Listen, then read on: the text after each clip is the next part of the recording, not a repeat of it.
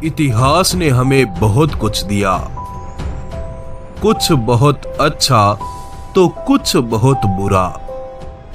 इतिहास के इन्हीं पन्नों पर हमें एक परम प्रतापी सूरमे का जिक्र मिलता है, जिसकी गाथा सुनकर आपका सीना गर्व से तन जाएगा। ये कहानी है 35 सालों तक मेवाड़ पर हुकूमत करने वाले हिंदू सुल्तान राणा कुंभा की। आइए आज आपको मेवाड़ के सबसे करारे योद्धा अपराजित राणा कुंभा की महागाथा सुनाते हैं। उम्मीद है आप इस वीडियो को लाइक जरूर करेंगे। चलिए शुरू करते हैं। ये बात आज से 600 साल पहले की है, जब सत्ता के लालच में राणा कुंभा के पिता की उनके ही सौतेले भाइयों ने हत्या कर दी। इस वक्त राणा कुंभा मात्र 8 वर्ष के बालक थे। ऐसे वक्त में राणा कुंभा की दादी हंसाबाई ने अपने नन्हे पोते और मेवाड़ की रक्षा के लिए मारवाड़ से अपने भाई रणमल राठौड़ को मेवाड़ बुलाया। बहन की पुकार पर रणमल अपनी समस्त राठौड़ सेना के साथ मारवाड़ से मेवाड़ चला आया। मात्र 10 साल की बालक अवस्था में कुंभा ने मेवाड़ की राज गद्दी संभाली। इस समय मेवाड़ चारों तरफ से दुश्मनों से घिरा था। एक तरफ कुंभा के पिता के कातिल कुंभा को भी मारने की तैयारी में थे, तो दूसरी तरफ मालवा, नागौर और गुजरात के सुल्तान मेवाड़ को हथियाने की फिराक में थे। और इधर कुंभा मेवाड़ के राजा जरूर बने, पर मेवाड़ की सत्ता पर अभी भी रणमल राठौड़ का दबदबा था।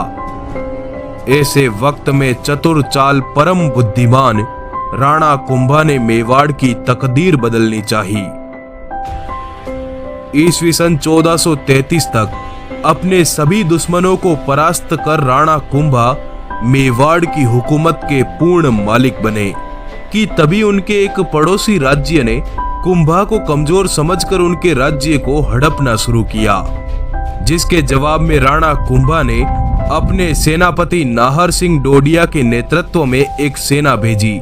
नाहर सिंह अपनी करारी सेना के साथ आबू राज्य पर एक प्रकोप बनकर टूट पड़े और आबू सहित आसपास के 12 ठिकानों को अपने अधिकार में लेकर इस इलाके पर मेवाड़ का ध्वज गाड़ आए। राणा के आदेश पर इस पूरे इलाके को मेवाड़ के अधीन कर लिया गया। इधर दिल्ली की सत्ता का विस्तार राजपुताने में होने लगा, तो 20 वर्षीय राणा कुंभा चित्तौड़ से अपने लश्कर के साथ रवाना हुए। उन्होंने कोटा, बूंदी, अजमेर, आमेर और मेवात को विजयी करते हुए रणथंभौर में प्रवेश किया और राजपुताने के एक बड़े हिस्से को आजाद करवाकर अपने अधिकार में कर लिया। जब कुंभा अपने विजय अभियान पर थे, तब सन 1437 में मालवा के सुल्तान महमूद खिलजी ने मेवाड़ पर आक्रमण कर दिया और कुंभा के सेनापति दीप सिंह को मारकर कुलदेवी बाण माता का मंदिर तोड़कर माता की मूर्ति मांस तोलने वालों को दे दी। इस बात से कुंभा अत्यधिक क्रोधित हो गए। उन्होंने अपनी सेनाओं के साथ हवा की रफ्तार से मेवाड़ की तरफ कूच किया। कुंभा के आने की खबर सुन महमूद पुनः मालवा भाग गया। कुंभा ने अपनी विराट सेना के साथ चित्तौड़ से सीधे मालवा की मुस्लिम सल्तनत में प्रवेश किया और सुल्तान महमूद पर धावा बोल दिया। भयंकर कत्लेआम मचाते हुए कुंभा ने मालवा की पूरी सल्तनत को तबाह कर दिया और सुल्तान महमूद को कैद कर चित्तौड़ ले गए। 6 माह बाद मौका पाकर महमूद कुंभा की कैद से भाग छूटा, जिसके बाद महमूद खिलजी ने 5 बार मेवाड़ पर आक्रमण किए, पर कुंभा ने 5 बार उसे पराजित करके जीवन दान दे दिया। कुंभा वो दिलेर था जो अपने दुश्मनों को टिड्डी दल की तरह मसल डालता। अपने दुश्मनों से कम सेना होने के बावजूद वो अपने दिमाग और वीरता के बल पर युद्धों को विजयी करता। साल 1456 के आसपास गौ, हिंदू और मंदिरों की रक्षा के लिए राणा कुंभा ने अपनी सेनाओं के साथ नागौर पर चढ़ाई कर दी। कुंभा एक प्रतिशोध की आंधी लेकर नागौर में उतरे और नागौर को अपने कब्जे में करना शुरू किया। जब कुंभा की प्रचंड सेनाओं ने नागौर के किले में प्रवेश किया, तब कुंभा के भय से नागौर के सुल्तान शम्स अली ने कुंभा को अपना अधिपति स्वीकार कर लिया और हर साल राजधानी चित्तौड़ को कर देना स्वीकार किया। कुंभा के आदेश पर नागौर में गो हत्या और जजिया कर पर प्रतिबंध लगा दिया गया। परंतु राणा कुंभा के लौटने के कुछ सालों बाद ही शम्स खान ने नागौर में गायों को काटना शुरू किया, जिसके उत्तर में राणा कुंभा ने सन 1458 में पुनः अपनी सेनाओं सहित नागौर पर चढ़ाई कर दी। राणा के आने की खबर सुन सुल्तान शम्स अली नागौर छोड़कर भाग गया। राणा ने तुरंत नागौर को अपने अधीन कर यहां अपने सरदार तैनात कर दिए। कीर्ति स्तंभ प्रशस्ति में लिखा है कि जब कुंभा अपनी विराट सेनाओं के साथ नागौर पहुंचे और कसाईयों द्वारा गायों को कटते देखा तो कुंभा ने अपना आपा खो दिया। गुस्से से लबरेज कुंभा ने नागौर के किले को तुड़वा कर खाई बरवा दी।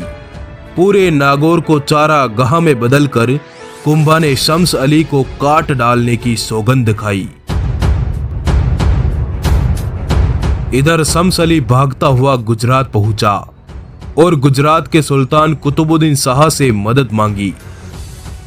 दिसंबर सन 1458 के आसपास गुजरात और नागौर की सल्तनतों ने संयुक्त रूप से मेवाड़ पर आक्रमण करने की योजना बनाई। कुतुबुद्दीन 2 लाख जंगी सवारों को लेकर मेवाड़ विजयी पर निकला।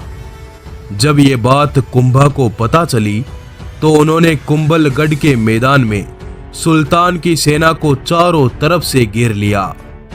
रणवीरों ने युद्ध भूमि में कोहराम मचा दिया। 2 सुल्तानों की संयुक्त सेनाओं को राणा कुंभा ने पानी पिला दिया। इसी युद्ध में राणा कुंभा ने शम्स अली खान को 2 हिस्सों में चीर दिया। राणा के इस प्रकोप को देख कुतुबुद्दीन अपनी सेनाओं सहित भागकर वापस गुजरात चला गया, जिसके बाद राणा कुंभा ने समग्र राजपूत राज्यों की सेनाओं को इकट्ठा कर सामूहिक रूप से गुजरात पर धावा बोल दिया। राणा की प्रचंड सेनाओं के समक्ष गुजरात की सत्ता ने घुटने टेक दिए।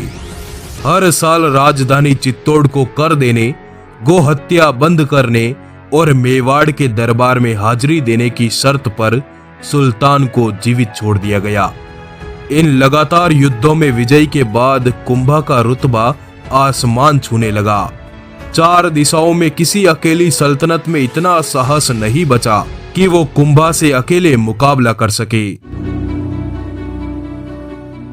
इधर मालवा का सुल्तान महमूद, जो 5 बार कुंभा से पराजित हो चुका था, उसे जब गुजरात के सुल्तान का हाल मालूम पड़ा तो वो अपनी सेनाओं सहित गुजरात पहुंच गया, जहां इन दोनों सुल्तानों के मध्य मेवाड़ के विरुद्ध एक संधि हुई। इस संधि के तहत पराजित सुल्तानों ने अपने संयुक्त लश्कर के साथ मेवाड़ की तरफ बढ़ना शुरू किया। ईस्वी सन 1456 ये वो काल था जब राणा कुंभा को मुस्लिम सुल्तानों ने चारों दिशाओं से व्यूह में घेर लिया। नागौर, मालवा, सिरोही, गुजरात, चारों दिशाओं से कुंभा पर एक साथ आक्रमण कर दिया गया। पर कुंभा जैसा तगड़ा हिंदू वीर, जिसने सभी द्रोहियों को दौड़ा दौड़ा कर मारा, इसी वजह से कुंभा को अपराजित हिंदू सुल्तान कहा गया। 1456 में बदनौर का युद्ध हुआ। कुंभा अपनी विराट सेनाओं के साथ रणभूमि में उतरा। इन मैदानों में राणा कुंभा ने सुल्तान की सेनाओं को अकेले पछाड़ डाला। 50 लाख रुपए दंड, 500 हाथी और 2000 घोड़े देने के साथ गुजरात और मांडू के सुल्तान को राणा के समक्ष नाक रगड़कर लौटना पड़ा। बदनौर के मैदान में सुल्तानों की संयुक्त सेनाओं पर विजय के उपलक्ष्य में कुंभा ने यहाँ मां भवानी का भव्य मंदिर बनवाया। इन करारी विजयों के बाद किसी भी सल्तनत ने राणा कुंभा पर आक्रमण करने का साहस नहीं किया, जिसके बाद राणा कुंभा ने मेवाड़ में 32 भव्य दुर्ग, 300 हिंदू जैन मंदिर और 2000 गौशालाओं का निर्माण करवाया। कुंभा के काल में विद्वानों को सम्मान, हिंदुओं का कल्याण और गायों को मान मिला। इस कारण इतिहास के पन्नों में राणा कुंभा को राणो रासो के नाम से नवाजा गया। ईस्वी सन 1468 में महाराज राणा कुंभा ने वैकुंठ में प्रस्थान कर लिया। 4 दिशाओं का समग्र विजेता, अकेला हिंदू योद्धा राणा कुंभा को सत सत नमन।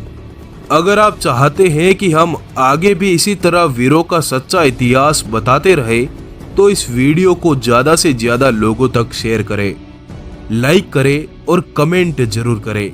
आपका आभार, धन्यवाद। जुड़े रहिए।